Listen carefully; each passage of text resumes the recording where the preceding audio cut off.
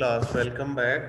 तो हम स्टार्ट करते हैं रिमेनिंग ऑफ द डिस्कशन और नया यूनिट हम स्टार्ट कर रहे हैं जो कि है उस बारे में कि आपने एक पेशेंट की या एक एथलीट की या लेट्स सपोज अपनी थेरेपिस्ट ने अपनी फिटनेस को चेक करना है। ठीक है, तो फिटनेस चेक करने के लिए एक्सरसाइज फिजियोलॉजी से बेहतर कॉन्सेप्ट आपको कोई सब्जेक्ट नहीं दे सकता। ठीक है, तो अगर आप एक्सरसाइज फिजियोलॉजी को डीपली अंडरस्टैंड करते हो और उसके टूल्स को आपको अप्लाई करना आता है, फार्मूलाज को अप्लाई करना आता है, then you can easily calculate and quantify and report your findings कि ये एक बंदा कितना फिजिकली फिट है। ठीक है, वैसे तो आप जनरल लुक से, जनरल अपीयरेंस से आपको पता चल जाता है कि यार ये बंदा मुझे बीमार लगता है, ये बंदा कहेगा मुझे सीढ़ियाँ चढ़ते हुए दर्द होती है सीने में, छाती में, मेरा सांस फूल जाता है, मैं ज़्यादा देर बोल नहीं सकता, या चलने से मेरे घुटनों में दर्द होता है। तो ये सारी की सारी जो कंप्लेंट्स हैं, सिम्टम्स हैं, ये तो जनरल सी सिम्टम्स हैं। नाउ एक एथलीट आपके पास आ रहा है कि यार मेरी फिटनेस चेक करो। अब आपके पास क्या टूल है कि आपने उसकी फिटनेस को चेक करना है कि ये बंदा कितना फिट है, उसको क्वांटिफाई करना है। तो उसके लिए वेरियस टेस्ट यूज किए जाते हैं। ऑन फील्ड टेस्ट हैं, ऑन ग्राउंड टेस्ट हैं, और इसके अलावा स्टैंडिंग टेस्ट है। ठीक है, और मुख्तलिफ किस्म के टेस्ट हैं। ये टेस्ट उन टेस्ट से मुश्किल है और मुख्तलिफ हैं कि जो आपने कैलोरीज की कैलकुलेशंस के लिए किए थे before your mid term exam, कि डायरेक्ट कैलोरीमेट्री और इनडायरेक्ट कैलोरीमेट्री के जरिए जो आपने टेस्ट किए थे, ये टेस्ट उनसे डिफरेंट है और डिफिकल्ट टू परफॉर्म है। ठीक है, वो आपकी कैलोरीज बता रहे थे कि आपने एक एक्टिविटी में कितनी कैलोरीज कर रहे हो, रनिंग में, वॉकिंग में, ब्रिस्क वॉकिंग में, स्विमिंग में आप कितनी कैलोरीज कर रहे हो। ये टेस्ट आपको जनरल आपकी फिटनेस के बारे में बता रहे हैं। Again we will study from the marked PDF, so I will share my screen first with you people.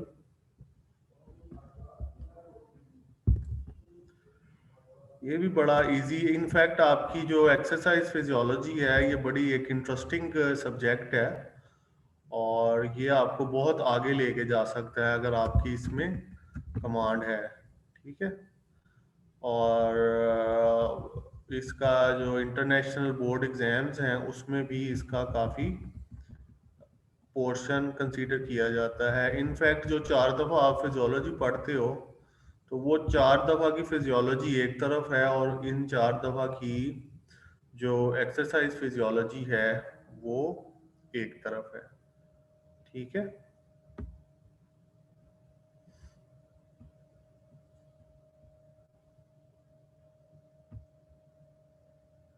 तो ये आपके पास क्लास आ गए हैं, exercise test to evaluate cardio respiratory fitness. आप ये देखो, ये 23 पेजेस का है मटेरियल। कोर्स कंटेंट में से जो कोर्स पढ़ रहे हो आप, उसका जो पीडीएफ है दैट इज 23 पेजेस। लेकिन अगर आपको मार्किंग करनी आती है, हाईलाइटिंग करनी आती है, तो ये 23 पेजेस नहीं है बल्कि ये 5 to 6 पेजेस है। ठीक है, इसमें यही लिखा होता है कि as we studied in the previous chapter. फिर इसमें वो रिसर्च आ जाती है, कोई साइंटिस्ट की इंट्रोडक्शन आ जाता है, पुराना कोई कॉन्सेप्ट आ जाता है, तो ये फिर इसमें बिब्लियोग्राफीज आ जाती हैं। तो पेजेस देख के ना आप डरा ना करो कि ये इतने पेज हैं तो ये मैं कैसे पढ़ूंगी सुबह तक, सुबह मेरा एग्जाम है। तो अगर आपने इसको हाईलाइट किया होगा, इसका एक प्रिंट आउट ले लो आप। मैक्सिमम देखो मैंने अपने घर में 3000 का प्रिंटर रखा हुआ है। ठीक है, प्रिंटर, फोटोकॉपियर एंड स्कैनर, और same is here in my office. कोई भी चीज मैंने पढ़नी है वो मैं उधर से पढ़ लेता हूँ। ठीक है, ये आज से कोई 10 साल पुरानी बात है, वो मेरा अभी तक ठीक चल रहा है। उसका भी दूसरा हल मैंने ये निकाला हुआ है कि मैंने अपनी वो ई बुक डिवाइसेस रखी हुई है। तो आप पढ़ाई से ना डरा करें कि ये पेज ज्यादा है और आप कैसे पढ़ेंगे। आप अपने कॉन्सेप्ट देखा करें, उनको बिल्ड किया करें और हाईलाइट किया करें कीवर्ड्स को। तो ये आप एक्सरसाइज टेस्ट देखें कि ये कौन कौन सी हैं।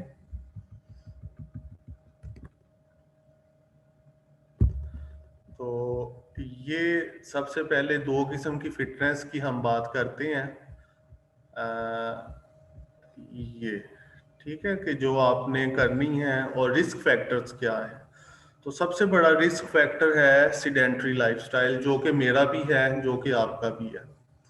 सिडेंट्री लाइफस्टाइल का मतलब ये नहीं होता कि आप सारा दिन बेड पे पड़े रहते हो, ठीक है। उसको बेड रिडन पेशेंट कहते हैं। हम सिडेंट्री लाइफस्टाइल इसलिए कहते हैं अपने आप को कि मैं भी देखो सारा दिन 8 घंटे से ज्यादा चेयर पे बैठता हूँ, आप लोग भी चेयर पे बैठते हो, और मेरी जॉब भी ऐसी है कि मैंने बोलना है या नोट्स बनाने हैं या कंप्यूटर से पढ़ना है, कोई फिजिकल वर्क नहीं है।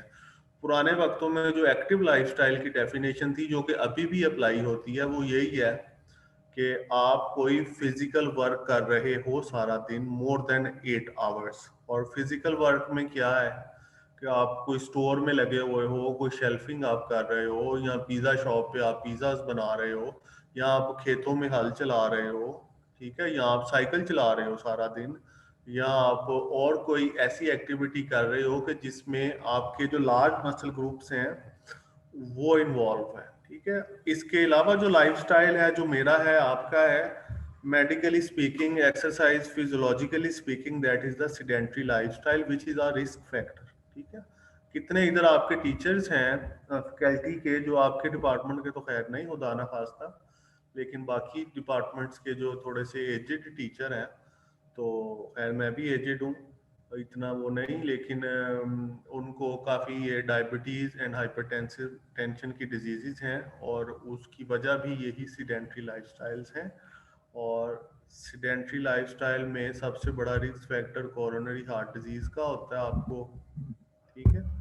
और फिटनेस क्या है जी, कार्बो आप इसको कैसे डाउन करोगे, कार्डियो रेस्पिरेटरी फंक्शन को आप डाउन करके, अपना इंक्रीज करके फिटनेस आप अपनी इंप्रूव कर सकते हो।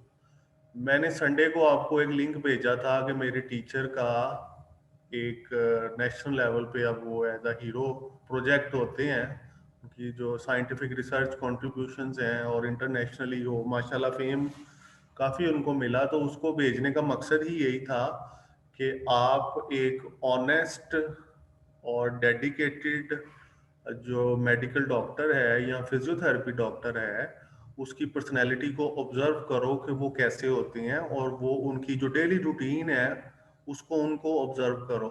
तो चूंकि वो डीपीटी के स्टूडेंट्स को ही ज़्यादा, यानी कि सारों को ही पढ़ाते थे, लेकिन डीपीटी के स्टूडेंट्स में भी उनको ज़्यादा इंटरेस्ट था। इसकी वजह से अगर आप वो प्रोग्राम देखोगे तो उन्होंने उसमें एक्सरसाइज की और प्रिवेंटिव हेल्थ की बहुत ज़्यादा बात की है। और वो डॉक्टर साहब, वो डॉक्टर जावेद, खुद भी 35 मिनट्स की एक्सरसाइज हैवी करते हैं, जो कि आपको सीडेंट्री लाइफस्टाइल की तरफ नहीं लेके जाती, ठीक है। और ये आपकी फिटनेस को इम्प्रूव करने का एक जरिया है, ठीक है।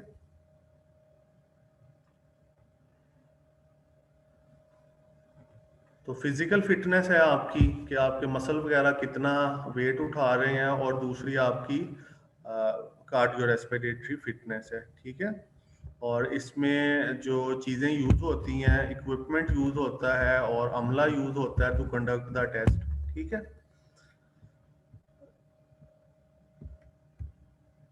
तो देखो ये पूरे पैराग्राफ में सिर्फ ये 3-4 चीज़ें थी जो कि इम्पोर्टेंट थी, बाकी चीज़ें मैंने आपको इम्प्रूव बता दी हैं वैसे ही।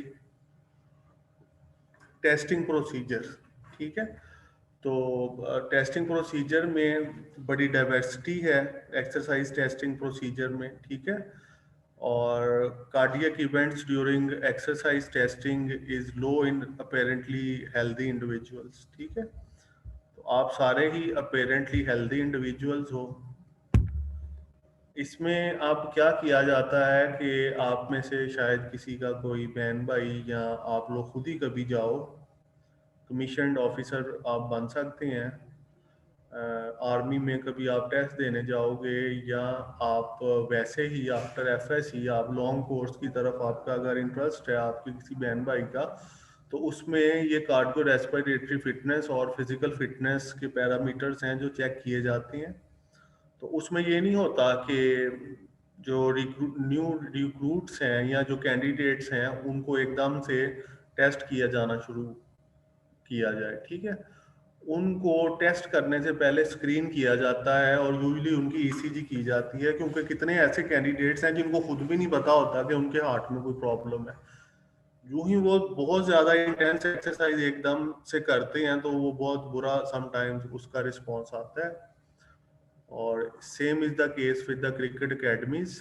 अगर आप वो किसी भी स्पोर्ट्स की अकेडमी में जाते हो तो उधर भी जो आपके फिटनेस के टेस्ट किए जाते हैं तो उसमें आपकी फर्स्ट ऑफ ऑल स्क्रीनिंग की जाती है, ठीक है। ये देखो, there is a overall risk of severe cardiovascular complication or death about 6 in 10,000, ठीक है। सिम्टम लिमिटेड टेस्ट है ये, इसके बावजूद इसमें डेथ रेट 6 कंसीडर होता है, तो 10,000 को इतनी ज्यादा पॉपुलेशन नहीं है। तो बड़ी एहतियाती तदाबीर के लिए आपको ईसीजी लाजमी करवानी पड़ती है एज अ सेट प्रोटोकॉल, वरना 6 is just a very minor number, लेकिन जो बंदा मरता है तो वो पूरे का पूरा उसका खानदान ही मर जाता है, और यंग खास तौर पे। तो इसलिए आपको बहुत ज़्यादा इसमें टेस्टिंग प्रोसीजर्स में मैं बार बार कह रहा हूँ कि एहतियात करनी पड़ती है। एकदम से आपको नहीं स्टार्ट करना चाहिए, पेशेंट का जो कोलैप्स होने का चांस है वो ज़्यादा होता है, ठीक है। अब आप देखो कि कौन कौन से टेस्ट हैं जो किए जाते हैं। First of all there is screening. Screening आपको पता है कि क्या होती है, ठीक है। तो number first is the physical activity readiness questionnaire, ठीक है। तो ये स्क्रीनिंग की जाती है। अगर इसका आंसर नो आए क्वेश्चनियर का तो देन फिजिकल एक्टिविटी प्रोग्राम की तरफ जाया जाता है, ठीक है। और ये क्वेश्चनियर क्या है ये भी मैं आपको दिखा देता हूँ।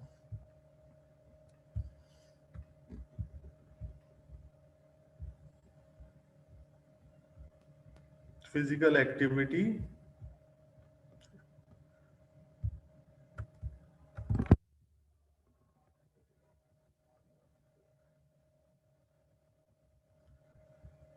रेडीनेस क्वेश्चनियर, और ये एक इंटरनेशनल ऑर्गेनाइजेशन है, एक इंटरनेशनल बॉडी है जिसके बहुत ज़्यादा जो रिसर्च करते हैं, क्योंकि सारी की सारी world is sports loving except your country, और एशिया के अलावा बाकी ममालिक में बहुत ज़्यादा रुझान है स्पोर्ट्स का। तो American college of sports medicine जो है ये इसमें बहुत ज़्यादा गाइडलाइंस करता है। ACSM इसकी एब्रीविएशन है, और ये बहुत ज़्यादा इसमें रोल प्ले करता है इसकी गाइडलाइंस में एक्सरसाइज टेस्टिंग की, ठीक है। तो ये क्वेश्चन ईयर है, ये आप खुद से इसको पढ़ोगे, दिस इज़ वेरी इजी। मैं एक दफ़ा आप लोगों को पढ़ देता हूँ जल्दी जल्दी से कि आपके डॉक्टर ने कभी आपको कहा है कि आपको कोई हार्ट कंडीशन है या आपका ब्लड प्रेशर हाई रहता है, ठीक है। ब्लड प्रेशर आपको मेजर करने का तरीका बताया बताया जा चुका है। आपको कोई दर्द तो नहीं होती चेस्ट में, ठीक है, ये लो, ठीक है। आपको चक्कर तो नहीं आते, या आपका सर हल्का तो नहीं होता, या आप गिरे तो नहीं पिछले 12 महीने में, ये क्वेश्चन है, ठीक है।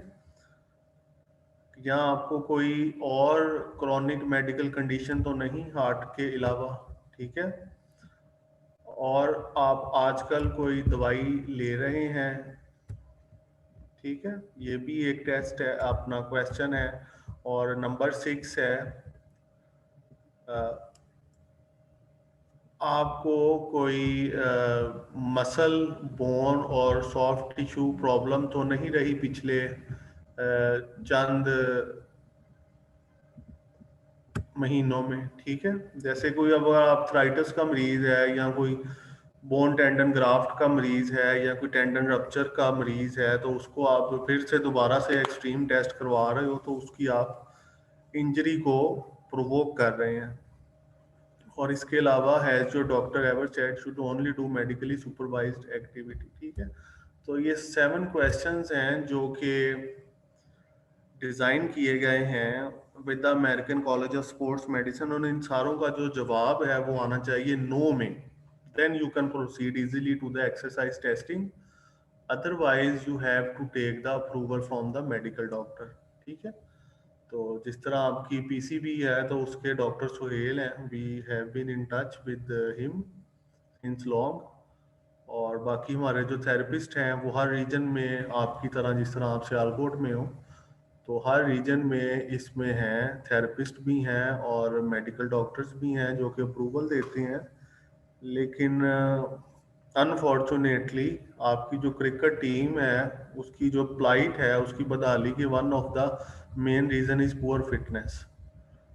आपकी फिजिकल फिटनेस अच्छी होती है तो आप मेंटली कॉन्फिडेंट होके ग्राउंड में जाते हो, वरना फिर आप हमारे हमारे प्लेयर्स को देख लो, टेढ़े मेढ़े प्लेयर्स हैं हमारे, पोस्चर वाइज भी और वैसे भी। मतलब कभी आप साउथ अफ्रीकन को कहना तो नहीं चाहिए, हम भी पाकिस्तानी हैं, लेकिन साउथ अफ्रीकन्स को, ऑस्ट्रेलियंस को और ये न्यूजीलैंडर्स को आप देखो कभी ग्राउंड में जंप करते या डाइव करते, कैच लेते, और उनका पोस्चर देखो तो that is completely different than that of your Pakistanis. ठीक है, from an eye of a physical therapist अगर आप देखोगे तो the main reason behind that is कि उनकी जो फिटनेस है उस पे उस तरह की तवज्जो नहीं दी जाती।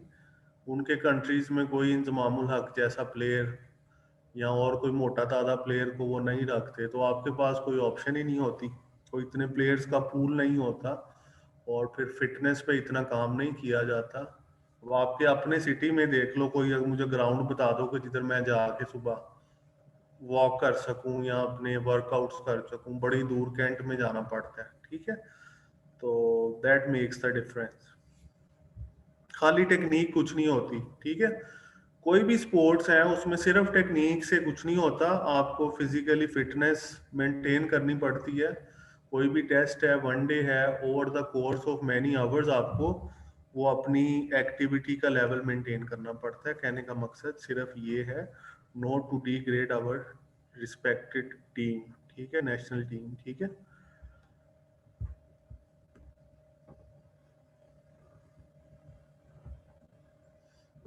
अब सारे सवालों का जवाब अगर नो आया तो मेडिकल क्लियरेंस की ज़रूरत ही नहीं। अगर यस आया है बीच में से किसी का या ज़्यादा का, तो फिर मेडिकल क्लियरेंस की ज़रूरत है।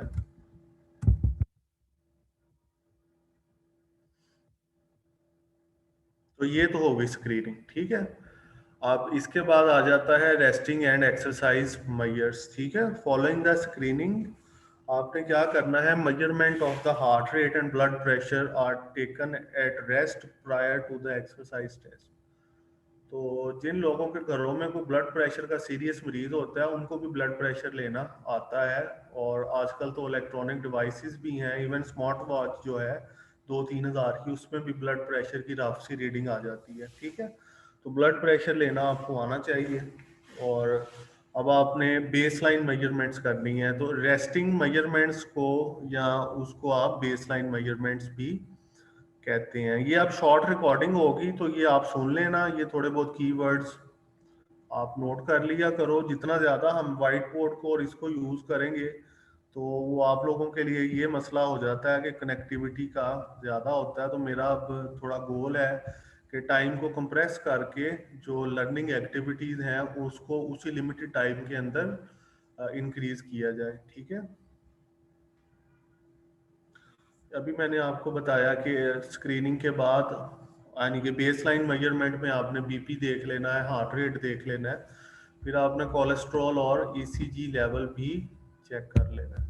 ठीक है, कोलेस्ट्रॉल की आप वैल्यू देख लेना कितनी है इंटरनेट से, 180 to 200 मिलीग्राम पर डेसीलीटर होता है रैंडम कोलेस्ट्रॉल, और इसमें मिक्स आ रहा होता है एच डी एल और एल डी एल। ठीक है, एच डी एल आपका ज़्यादा होना चाहिए, H D L high density lipoprotein, और जो दूसरा आपका एल डी एल है वो आपका कम होना चाहिए, good cholesterol and bad cholesterol. ठीक है, तो ये बड़े, यकीन करो मेरा अब 10 साल का तकरीबन क्लिनिकल एक्सपीरियंस है। मरीज ट्रीटमेंट करवाने से पहले और करवाने से बाद आपसे बहुत कुछ पूछता है, और बीइंग अ मेडिकल डॉक्टर आपसे बहुत कुछ एक्सपेक्ट करता है। आपसे ये भी पूछ सकता है जी एच टी एल में और एल डी एल में क्या फ़र्क है, तो आपको बताना पड़ता है कि कोलेस्ट्रॉल आपकी बॉडी के लिए अच्छा है जो एच डी एल वाला है, जो आपकी आर्टरीज में नहीं जमता, और एलडीएल वाला बुरा है कि जो आपकी आर्टरीज में जमता है। ठीक है, तो ये बड़ी आपको एक पेशेंट थेरेपिस्ट रिलेशनशिप डेवलप करने के लिए आपके पास knowledge on your fingertips होना चाहिए। ठीक है, not everything you search on the Google and reply. ठीक है,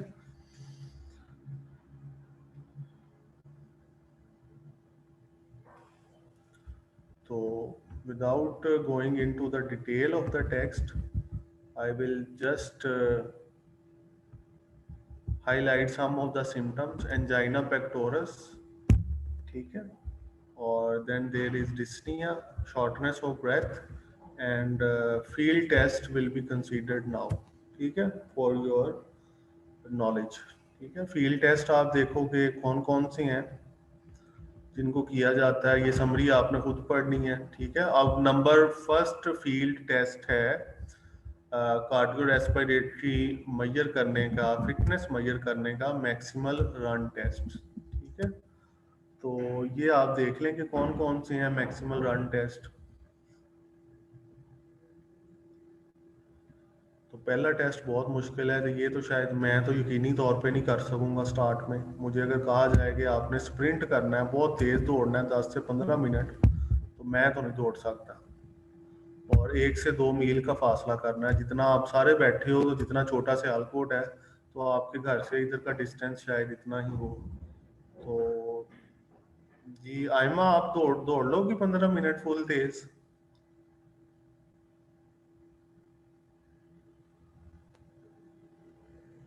नो सर, अच्छा, मतलब 4-5 मिनट इंसान हद फुल तेज दौड़ सकता है, इससे ज्यादा नहीं।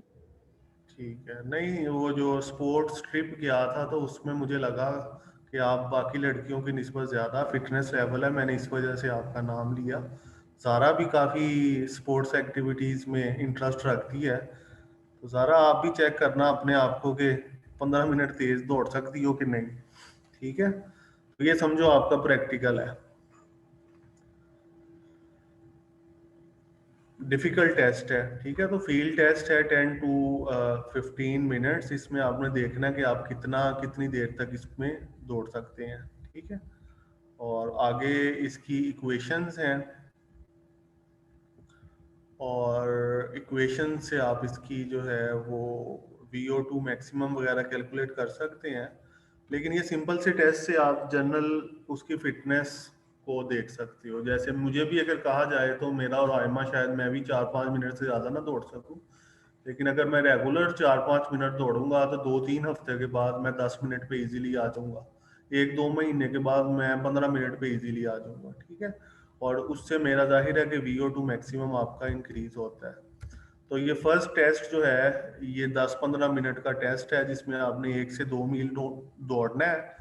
ये सिंपल सा आपका रनिंग टेस्ट है, इसको रनिंग टेस्ट कहते हैं, मैक्सिमल रन टेस्ट। अगर कोई मरीज 15 मिनट तक लगातार दौड़ रहा है तेज, it means he is on the top. आपने उसको मैक्सिमम मार्क्स दे देने हैं। ठीक है,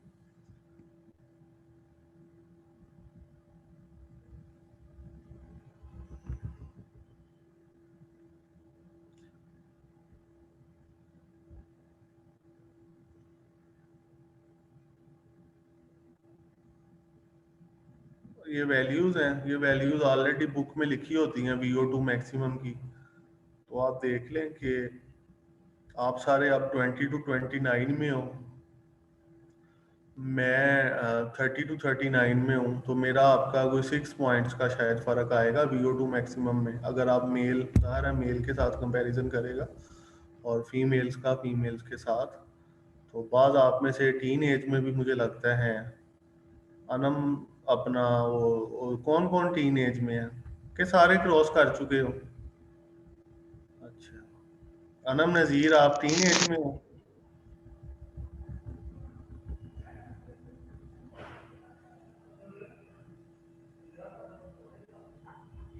अनम अल्ताफ, आप टीन एज में हैं? वैसे ही नो मेरे सर। साथ इंटरेक्ट कर लिया करो। नो सर, टीनेज में नहीं, अब चलो ठीक है, शुक्र एडल्ट है। में आ होंगे। अपनी शुक्र मैंने इस वजह से किया कि मैं आप को यानी कि सच्ची सच्ची उम्र बता दिया आपने। एग्जैक्ट तो नहीं बताई मेरी तरह, मैं भी नहीं बताता। सर एग्जैक्ट बताने में क्या 23 की हूँ। अच्छा ठीक। नहीं, बाज लोग छुपा भी देते हैं, इसमें कोई ऐसी बात नहीं। तो अपने अपना ऑप्शनल है जी, आप क्यों अपनी एज किसी को बताएं? या आपकी पर्सनल चीजें होती हैं, बात आप अपने तक रखें, मैं तो नहीं किसी को बताता। मैं सर बहुत अच्छा करते हैं। ऐसे किसी के बाद में कोई, यानी कि बाद लोग, अब हर बंदा अनम की तरह सच सच तो नहीं होता, सच्चाई पे बिलीव तो नहीं करता। बाद लोगों ने तो उम्रें छोटी करवाई होती हैं, फिर इस तरह आपको टॉन्ट भी तो कर सकते हैं ना, कि जी हम तो इतने छोटे हैं। अच्छा जी, दूसरा टेस्ट है जी वॉक टेस्ट। पहला रन टेस्ट था, मैक्सिमल रन टेस्ट था।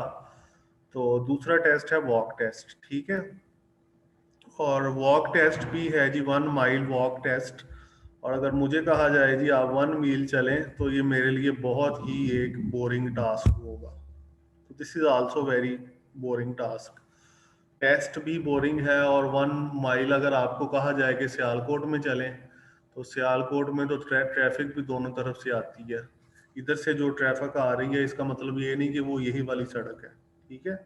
वो पीछे से भी बंदा आपको हिट कर सकता है आके। तो ये सड़क पे चलना तो वैसे बड़ा रिस्की होगा सियालकोट में। तो आप किसी पार्क वगैरह में देख लो, कोई बाउंड्रीज चेक कर लो 1 माइल। अब तो गूगल मैप साथ ऑन कर लेना, तो वो आपको 1 माइल डिस्टेंस आ जाएगा। हार्ट रेट देख लेना, बिफोर क्या है और आफ्टर क्या है। और ये भी एक टेस्ट है, सिंपल इसमें यही है कि रन टेस्ट है और वॉक टेस्ट है। अब इक्वेशंस पे आप ना जाना कि क्या कैसे आपने मेजर करना है VO2 मैक्सिमम। मैं नहीं, आपको इक्वेशंस की तरफ मैं कभी लेके नहीं जाऊंगा आपको। तो ये आपने एक्सरसाइज फिजियोलॉजिस्ट तो नहीं बनना। आपको इतना पता कि ये 2 किस्म के टेस्ट हैं, एक में 10 से 15 मिनट आपने भगाना है, और दूसरा टेस्ट है आपका ये अपना वॉक टेस्ट है। तो ये समरीज की आपने पढ़नी है। तीसरा टेस्ट है modified Canadian aerobic fitness test. तो इसको आप देखेंगे, ये क्या है modified Canadian aerobic fitness test.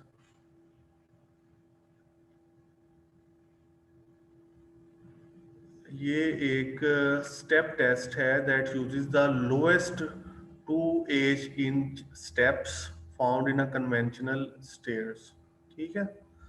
तो ये इसमें स्टेयर्स का समझो यूज होता है। स्टेप टेस्ट है that uses the lowest 2 8 inch steps found in the conventional staircase, ठीक है। तो क्लास जितनी भी कंस्ट्रक्शन होती है, अब वो साइंटिफिक बेस्ड है। और आर्किटेक्ट किसी भी आप सोसाइटी में अगर जब जाते हो फॉर कंस्ट्रक्शन पर्पस, तो वो जो आर्किटेक्ट्स हैं वो डिसाइड करते हैं आपकी स्टेयर्स की लेंथ को, मींस उसकी चौड़ाई को और ऊंचाई को और उसके एंगल को। क्योंकि this is now scientifically proven कि अगर आप बुरी सीढ़ियों से आपके घर में आपने लगवाई हुई हैं, तो आपको बहुत जल्दी आर्थराइटिस या और डिजीजेस होने का चांस है, ठीक है। तो जितनी ये सोसाइटीज़ हैं, इसमें एक स्पेसिफिक एंगल की आती है स्टेयर, और उसकी जो स्टेप लेंथ है वो 3 फुट की होती है, और स्टेप की जो हाइट है जो इसने इसमें लिखी हुई है वो 8 इंच की होती है, ठीक है। तो इसके ज़रिए से एक टेस्ट किया जाता है। तो बजाय इसके कि मैंने 2 टेस्ट तो आपको बता दिए हैं, तो ये टेस्ट मैं आपको दिखा देता हूँ, इससे आपकी और इजी ओरिएंटेशन हो जाएगी। मॉडिफाइड कैनेडियन टेस्ट आप देख लो इसको, ठीक है।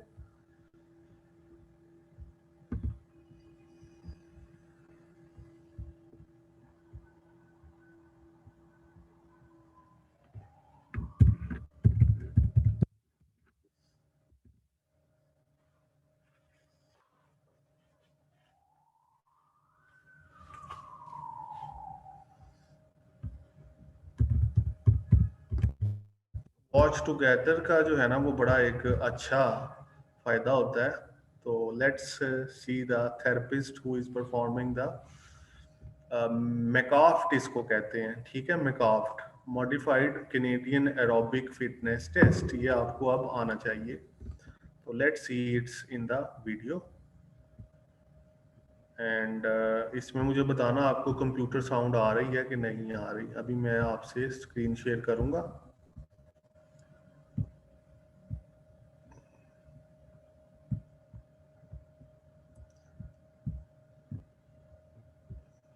जी क्लास, यूट्यूब की स्क्रीन शेयर हो रही है सबसे Anam?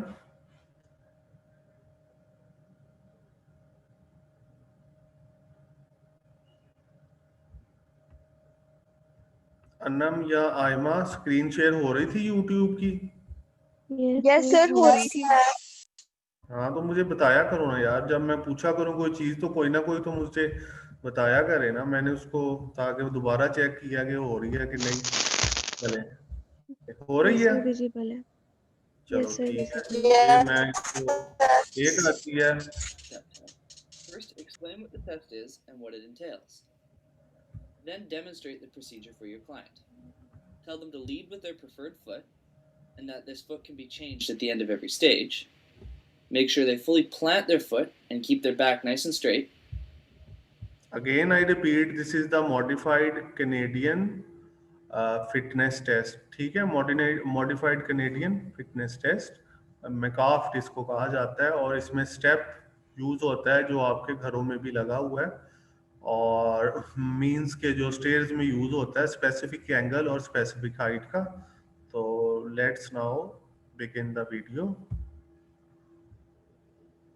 And also instruct the client to remain motionless and standing on the ground at the end of each stage. Now have the client practice it no more than 2 times. You can also place a marker on the wall at eye level and instruct them to concentrate on it. This can help with balance. Now calculate 85% of their heart rate max. And do the math so that अच्छा, इसमें ये है कि आपको ना बाज़ औक़ात percentage भी नहीं कैलकुलेट करनी आती।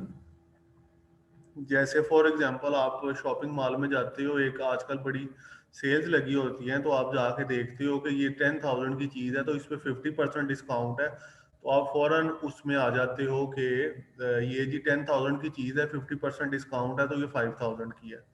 तो जब आपको कहा जाता है कि ये 10,000 की चीज़ है तो इस पर 20% डिस्काउंट है, तो फिर आप फौरन जेब में से कैलकुलेटर निकालते हो, और ज़्यादा मर्तबा यही होता है कि आप उसको सही तरह कैलकुलेट नहीं कर पाते जब तक आपके पास रसीद नहीं आती। तो इसका सिंपल सा फार्मूला होता है, जितनी भी परसेंटेज होती है ना, मसलन 20% सेल का मतलब है कि 20% हार्ट रेट का मतलब है कि 20 डिवाइडेड बाय 100, तो 0.2 वैल्यू आएगी, उसको आपने मेन वैल्यू से मल्टीप्लाई करना है, जो आंसर आएगा उसको आपने मेन वैल्यू से माइनस कर देना, तो वो उसका परसेंटेज आ जाएगी कि इतने परसेंट डिस्काउंट है। ठीक है, तो ये इसी तरह 85% ऑफ द हार्ट रेट उसने कैलकुलेट किया है। you know what a 10-second count should have. तो ये दोबारा आप देख लो उसने कैसे इसको कैलकुलेट किया। Now calculate 85% of their heart rate. ठीक है, अब 85 को डिवाइडेड बाय 100 जब किया है उसने, तो ये आया 0.85। ठीक है, और 220 माइनस एज, इसको उसने मल्टीप्लाई किया, तो ये सिंपल सा हार्ट रेट का मल्टीपल वे से कैलकुलेट किया जा सकता है 85%, लेकिन ये सिंपल सा मेथड है। 220 माइनस एज करो और उसको 0.85 से मल्टीप्लाई कर दोगे तो ये 85% आ जाएगा। 0.75 से मल्टीप्लाई करोगे तो 75%, 0.65 से करोगे तो 65%, 0.50 से करोगे तो 50%। ठीक है, Rate max. And do the math so that you know what a 10-second count should have.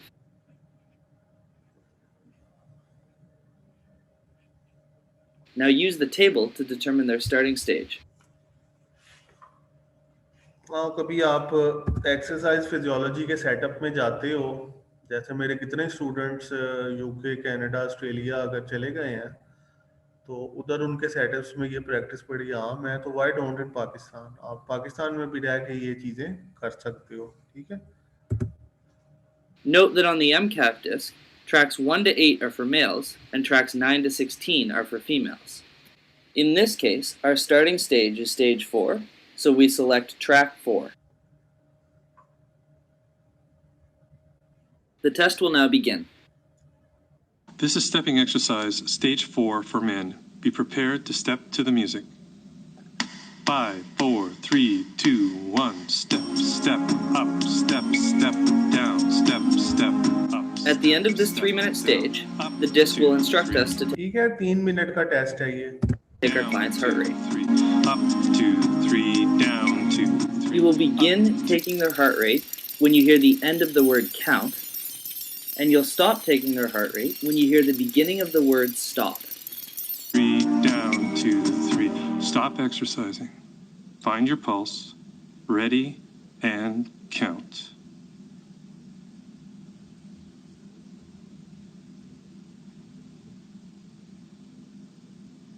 Pulse भी नहीं आप लोगों को मिली Stop. थी, याद है आपको? Check your score on the chart to see whether you can go pulse on. भी बार-बार देखो अपने. This is stepping exercise, stage 5 for men. Be prepared to step to the music. 5, 4, 3, 2, 1. Step, step. In this up, case, step, because his step, heart rate was down, below the step, cutoff, step. he continued on to the next stage, stage 6. 3, down, 2, 3, up, 2, 3, down, 2, 3. Stop exercising. Find your pulse. Ready and count.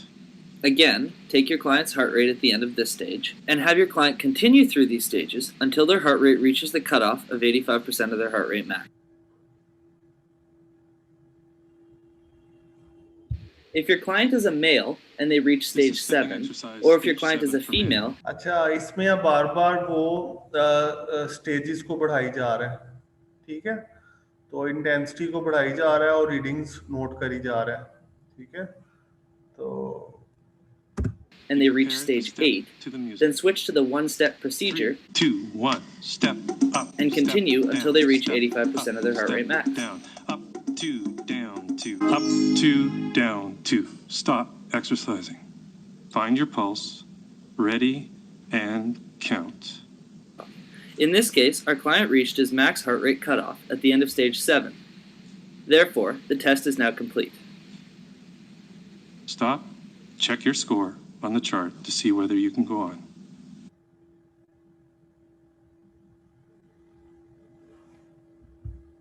Now use the client's final completed stage to determine their oxygen consumption. ये देखो class, इसमें ये formulas आपके सामने ही chart पे लगे होंगे.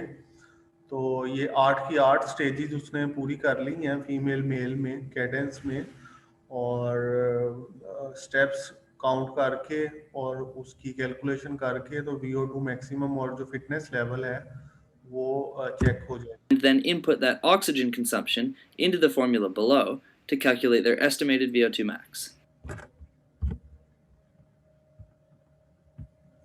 अच्छा क्लास, इसमें अब ऐसा नहीं है कि ये आपने एक दफ़ा सिर्फ वीडियो देखी है तो ये आपको समझ आ जाएगा. इसको आपको एक दफ़ा से खुद से भी पढ़ना पड़ता है. And class is also not that sufficient के क्लास में बैठ के या आप इतने ज़्यादा ज़हीन फ़तीन हो कि आपको सारी चीज़ों का पता चल जाएगा. तो 3 टेस्ट मैंने आपको पढ़ाए हैं, running test, walk test and modified Canadian step test है जो. ठीक है, तो इसके जो मज़ीद टेस्ट हैं दूसरे वो ग्रेडेड टेस्ट हैं. तो ग्रेडेड टेस्ट में जाने से पहले ब्लड प्रेशर वगैरह और ECG वगैरह आपने चेक करनी होती है और टर्मिनेशन क्राइटेरिया देखना होता है. और VO2 मैक्सिमम देखो बार बार आ रहा है, तो VO2 maximum is also a sign के ये मरीज में कोई चेंजेस आ रही हैं कि नहीं आ रही. ठीक है, तो आपको मैंने इतना इसलिए पढ़ाया है कि बाकी का आपने जो टॉपिक्स हैं वो आपके कुछ प्रेजेंटेशन के लिए भी छोटे छोटे टॉपिक्स हम रहने देंगे. और आज भी जो आपने पढ़ा है तो वो बड़ा अच्छा आपको याद हो जाएगा और इसको आपने टेक्स्ट बुक से पढ़ना है. ये अभी मैं आपकी से इसकी जो रिकॉर्डिंग वगैरह है वो शेयर करूंगा और ये मैं आपको अभी ये भी बता देता हूँ कि अभी हम कहाँ पर तक पहुँच गए हैं. ठीक है, तो आज हमने 6 टॉपिक्स पढ़े हैं और 2 टेस्ट अब हमारे रहते हैं. तो ये आपका जो 8 है वो ख़त्म हो जाएगा तकरीबन. जो रिमेनिंग छोटे छोटे टेस्ट हैं जो VO2 मैक्सिमम, मैं दोबारा आपको क्या इसमें पढ़ाऊँ, बार बार आप VO2 मैक्सिमम पढ़ रहे हो. तो इसमें हम प्रेजेंटेशंस भी आपकी अब ऐड करेंगे। तो जीआर एंड सीआर, अहमद और अनम, आपकी ये रिस्पॉन्सिबिलिटी है कि आपने ये देखना है कि किन किन स्टूडेंट्स की अभी प्रेजेंटेशंस रहती हैं और किन किन ने दे दी हैं। जिन्होंने दे दी हैं उनको तो मैंने डाटा वगैरह एंटर किया होगा। तो आप लोग दोबारा इसको देखो कि जिन जिन ने दी है उनके नाम मुझे दे दो, तो ताकि वो मैं डाटा आपस में टैली कर दूं। मेरे पास जो आपकी सेमेस्टर वैल्यूएशन का रजिस्टर है उसमें भी आपकी मार्किंग हुई हुई है प्रेजेंटेशंस की। तो आप भी दोबारा मुझे ये डाटा प्रोवाइड करें, ठीक है। तो फिर मैं एग्जाम डिपार्टमेंट से भी इन टच हूँ, जो ही आपका कोई अपडेट आता है तो हम करते हैं। तो फॉर द टाइम बीइंग मैं ये रिकॉर्डिंग अभी लेक्चर एंड कर रहे हैं। अभी आज के लेक्चर में कोई मुश्किल तो है नहीं, अगर है भी तो आप क्वेश्चन कर सकते हैं।